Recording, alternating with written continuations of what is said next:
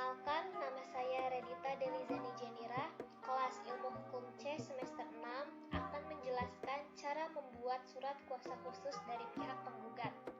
Tetapi sebelum itu, saya akan menjelaskan terlebih dahulu apa itu surat kuasa khusus.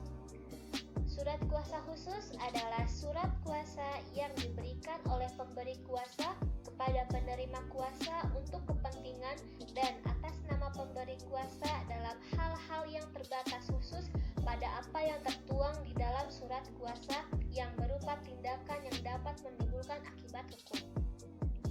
Selanjutnya, saya akan membahas tentang cara membuat surat kuasa khusus dari pihak penggugat. Nah, ini adalah contoh dari surat kuasa khususnya. Sebelum menjadi surat kuasa seperti ini, ada beberapa poin yang harus diperhatikan.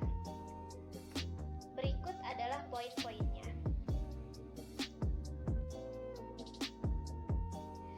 Nah, yang pertama ada tulisan judul. Sudah jelas di sini bahwa judulnya adalah surat kuasa khusus. Lalu selanjutnya ada identitas pemberi kuasa, dimulai dari nama, nik, tempat tanggal lahir, agama, pekerjaan, dan alamat. Kemudian di sini ada tulisan dengan kata-kata untuk selanjutnya disebut sebagai pemberi kuasa. Nah, identitas di atas ini adalah identitas si pemberi kuasanya. Kemudian ada kata-kata dalam hal ini memilih domisili hukum kuasanya dan memberi kuasa kepada. Nah, di sini adalah nama penerima kuasanya atau advokat. Bisa dicantumkan siapa saja nama advokatnya. Lalu di sini adalah penegasan dari kantor penerima kuasa.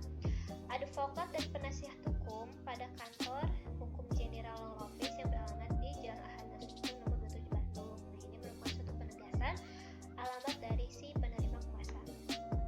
Kemudian ada kata-kata secara bersama-sama maupun dapat bertindak sendiri-sendiri mendampingi dan mewakili untuk dan atas nama pemberi kuasa. Jadi si penerima kuasa ini boleh lebih dari satu orang atau bisa juga satu orang seperti contoh surat kuasa ini.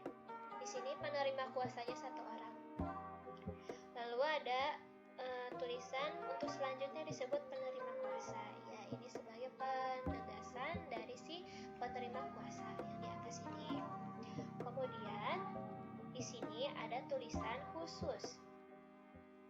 Ini merupakan salah satu ciri khas dari surat kuasa khusus, yaitu ada tulisan khusus.